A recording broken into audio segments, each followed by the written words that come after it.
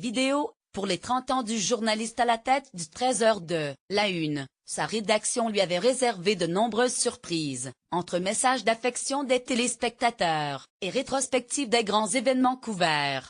Pour une fois, Jean-Pierre Pernaut ignorait quasiment tout du contenu de son JT. Ce jeudi, le journaliste de 67 ans fêtait ses 30 ans, à la tête du 13h. Et pour l'occasion, son édition de la mi-journée était semée de surprises.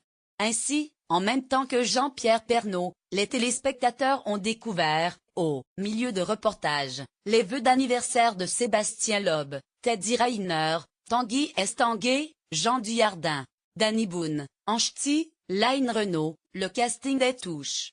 Si devant les premiers hommages, JPP paraît imperturbable, rapportant les informations du jour comme d'habitude, il a rapidement montré des signes de déconcentration. Les Jovins.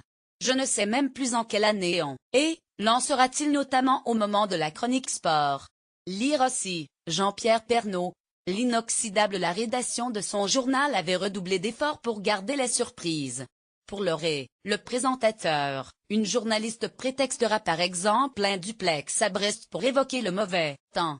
En fait, la reporter se trouvait sur le toit de Spell-Bat TF1 avec une bonne partie des correspondants du journal de la mi-journée, venus lui souhaiter un bel anniversaire pour ses noces de perles.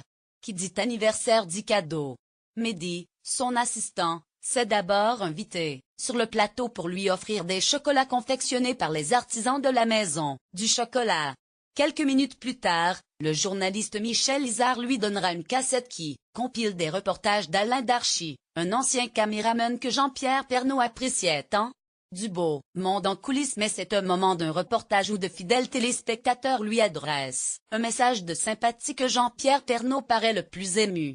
Surtout après avoir entendu ce genre de commentaires. C'est le tonton de la famille, il est invité à table, tous les jours, c'est toute mon enfance. Ma grand-mère le regardait, on a l'impression qu'il est peu plus proche que les autres.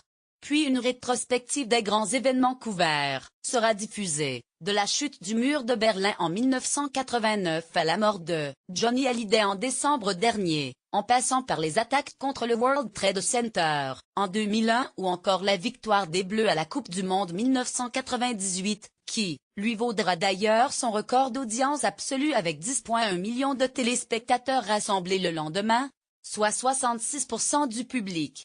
Lire aussi, premier JT, Mourouzi, la mort de Johnny, les grands souvenirs de Jean-Pierre Pernaut sur Spell-Bat TF1. Je suis très fier, ce n'est qu'une étape. Jean-Pierre Pernaut. Je suis très fier, ce n'est qu'une étape, commentera le successeur d'Yves Mourouzi après ses cadeaux. Pour clore cette édition spéciale, un énorme gâteau multicolore est apporté sur le plateau. Et pendant que Gilles Boulot, Anne-Claire Coudray, Evelyne Delia et toute son équipe le rejoignent, Jean-Pierre Pernaut remercie la direction de Spell-Bat TF1 et sa rédaction.